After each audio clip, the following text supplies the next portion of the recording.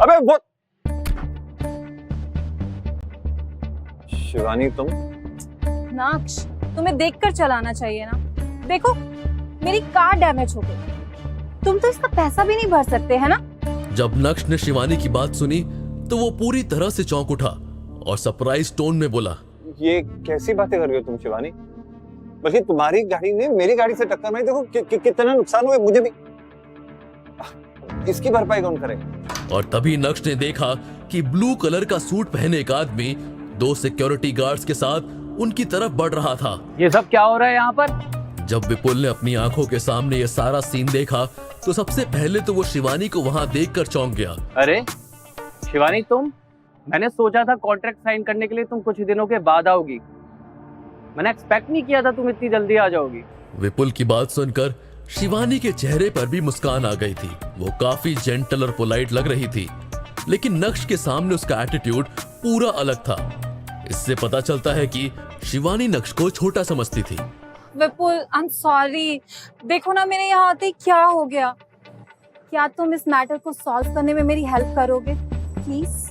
जैसे ही शिवानी के मुंह से ये शब्द बाहर आए वैसे ही विपुल के दिल में कुछ होने लगा। अचानक से उसके मन में सेंस ऑफ रिस्पॉन्सिबिलिटी का ख्याल आने लगा। अब और किसने तुम्हें यहाँ स्कूटर चलाने की परमिशन दी? कहाँ स्कूटर चला जाएगा, कोई बताएगा मुझे? और यहाँ कोई बोर्ड लिखा है कि यहाँ स्कूटर नहीं चला सकते, तो गाड़ी को भी नहीं आना चाहिए ना?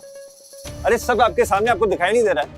इनकी गाड़ी तेजी से आई और मेरी गाड़ी से टकरा गई, देखो मेरा कितना नुकसान भी हुआ। इसकी भरपाई कौन करेगा? गलती इनकी है, मेरी नहीं है। और तुम मुझे ज्ञान बांट रहे हो?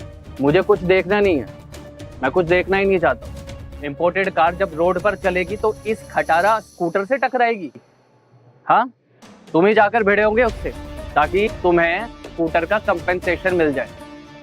तुम्हें तो कुछ नहीं हुआ और तुम्हारा स्कूटर यहाँ मरा पड़ा हुआ है। इससे पता चलता है कि तुम जानबूझकर टकराए हो। अब ज्यादा बकैती झाड़ने की जरूरत नहीं है।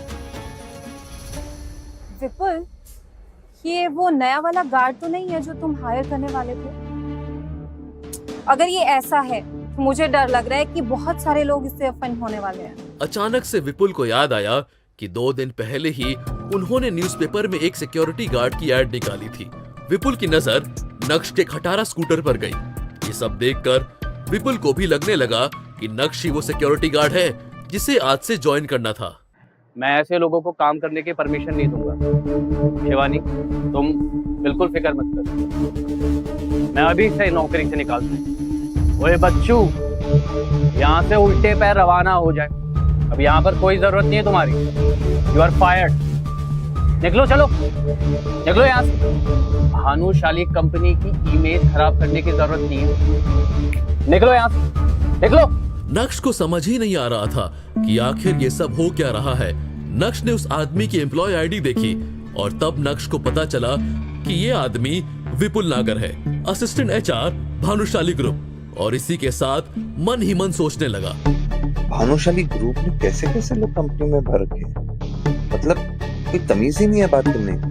एक सेकंड, मैं निकल जाऊंगा, लेकिन बस आप मुझे ये बताइए, मिस्टर विपुल नगर, असिस्टेंट एचआर। नागर मिस्टर विपुल नाग गर। हाँ गर।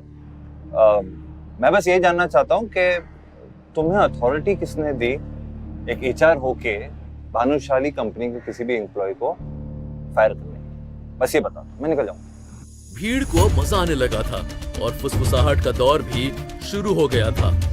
नक्श का सवाल सुनकर विपुल के चेहरे के तोते उड़ गए थे। वाकई में विपुल के पास किसी को भी फायर करने की कोई अथॉरिटी नहीं थी। लेकिन इससे पहले कि विपुल कुछ बोलता, शिवानी ने बीच में टोकते हुए कहा, अच्छा, तुम कह रहे हो कि विपुल के पास तुम्हें फायर करने की अथॉरिटी नहीं है? It's okay, but head HR के पास तो है। वेट। नफरत की नजरों से शिवानी ने नक्श की ओर देखा और तुरंत ही अपना मोबाइल बाहर निकाला और कुछ टाइप करने लगी। काम हो जाने के बाद शिवानी के चेहरे पर शातिर मुस्कान नाच रही थी। अरे what the hell is this? 5 minute से भी कम समय के अंदर सूट पहने एक औरत भानुशाली ग्रुप के ऑफिस से बाहर आई। उस औरत को देखकर ऐसा लग रहा था जैसे वो करीब 40 से 45 साल की होगी। वो औरत भानुशाली ग्रुप के पब्लिसिटी डिपार्टमेंट की हेड एचआर नैनिका थी और साथ ही साथ वो शिवानी की चाची भी थी। समझे दोस्तों? तो शिवानी की चाची की वजह से शिवानी को भानुशाली ग्रुप के साथ कॉन्ट्रैक्ट साइन करने का मौका मिल रहा था। शिवानी ने तुरंत ही अपनी चाची के पास जाकर उनका हाथ पकड़ लिया और उनके कान में कुछ फुसफुसाने लगी। नैनिका ने सीधा कड़क अंदाज में बोली, क्या तुमने इसकी कार को टक्कर मारी है? जल्दी से सॉरी बोलो और यहाँ से दफा हो जाओ, वरना मुझे पुलिस को बुलाना पड़ेगा और फिर वही ये मामला हैंडल करेंगे, समझे?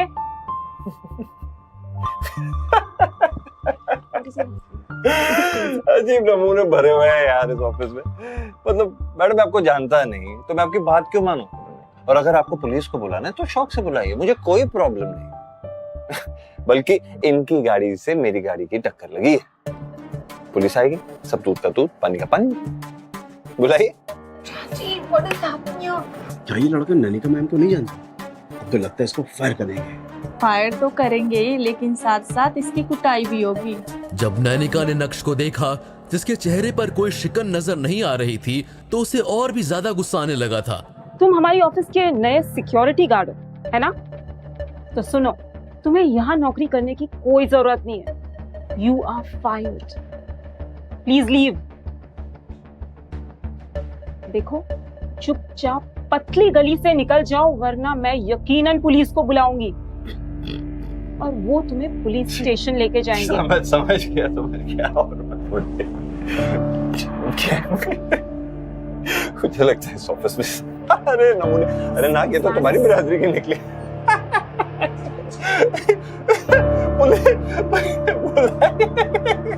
नक्श ने अपने आप को पॉइंट आउट किया और जोर जोर से हंसने लगा था। उसे अपने कानों पर यकीन नहीं हो रहा था। नक्श का ऐसा बिहेवियर देखकर तुरंत ही एक कोने से शिवानी ने कहा, तुम्हें इंसानी भाषा समझ में नहीं आती क्या? या फिर तुम इतनी ढीठ हो? चिप्पू कहेंगे। तुम्हें पता है तुम मेरे लिए इतने अनलकी हो। आज मैं कॉन्ट्रैक्ट साइन करने वाली थी और तुम्हारी वजह से मेरा नुकसान हो गया और उस नुकसान को भरने के तुम्हारे पास पैसे भी नहीं है। See yourself. हाँ, और अब ये लोग तुम्हें जाने को बोल रहे हैं तो तुम जा भी नहीं रहे हो। तुम चाहते क्या हो? I said get out from here। मुझे तुम्हारी ये शक्ल दोबारा नहीं देखनी। Get lost। नक्श अभी भी एकदम शांत था। ये देखकर नैनिका को भी गुस्सा आया, लेकिन इससे पहले कि नैनिका कुछ बोलती, अचानक से कार के हॉर्न की आवाज आई। कार का दरवाजा खुला और एक खूबसूरत लड़की कार से बाहर आई। अपने चेहरे पर सनग्लासेस लगाए वो और भी ज्यादा खूबसूरत लग रही थी। उस लड़की के कदम सीधा नक्श की तरफ बढ़े और नक्श के करीब जाकर उसने हल्का सा झुकते हुए कहा, सॉरी सर, वो एक्चुअली मैं कंपनी की नई सीजनल एनुअल रिपोर्ट्स बनाने में लग गई थी और मुझे समय का जेन्युइनली पता नहीं चला। I am really sorry sir, please forgive me. उस लड़की की बातें सुनकर नक्श को अंदाजा हो गया था कि यही उसकी पर्सनल सेक्रेटरी नंदिता है। सर, एक्चुअली मैंने एक्सपेक्ट नहीं किया था कि मुझे इतना ज्यादा ट्रैफिक मिल जाएगा। सॉरी सर, आगे से ऐसी गलती दोबारा नहीं होगी। जब भीड़ ने यह सीन देखा तो वो भी पूरी तरह से स्टंट रह गए थे। सिक्योरिटी गार्ड को भला सर कौन कहता है? नैनिका नंदिता को जानती थी। जब उसने नंदिता को नक्श के टुवर्ड्स इतने प्यार और रिस्पेक्टफुल मैनर से बात करते हुए देखा तो उसका दिल डाउट और गुस्से से भर गया था। नंदिता, तुम्हारा दिमाग तो खराब नहीं हो गया? ये लड़का अपने ऑफिस का नया सिक्योरिटी गार्ड है और तुम उसे सर बुला रही हो।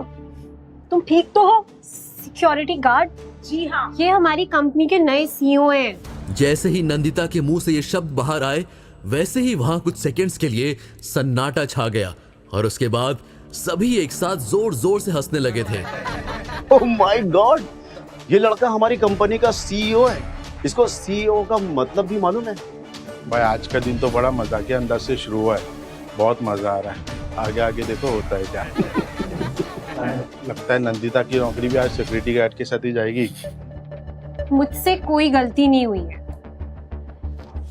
ये रहे वो सारे डॉक्यूमेंट्स जो मुझे यशवर्धन सर ने पर्सनली नए सीईओ के लिए दिए थे, और ये रही उनकी फोटो, और ये बिल्कुल उन्हीं की तरह तो दिखते हैं। तो प्लीज मुझसे कोई गलती वलती नहीं हुई है, गलती तो तुम सब लोग कर रहे हो। नंदिता की बात सुनने के बाद नैनिका का क्या रिएक्शन होगा? नंदिता के पास जो तस्वीर है क्या वो नक्श की है? क्या अब नैनिका और विपुल नागर की नौकरी खतरे में थी, या फिर इस तस्वीर के पीछे भी कोई कहानी छुपी होगी? क्या शिवानी को नक्श के स्कूटर की भरपाई करनी होगी? क्या नक्श अब शिवानी के साथ कोई कॉन्ट्रैक्ट साइन करेगा? जब असली में सभी के सामने नक्श की असली आइडेंटिटी आएगी तब क्या होगा? जानने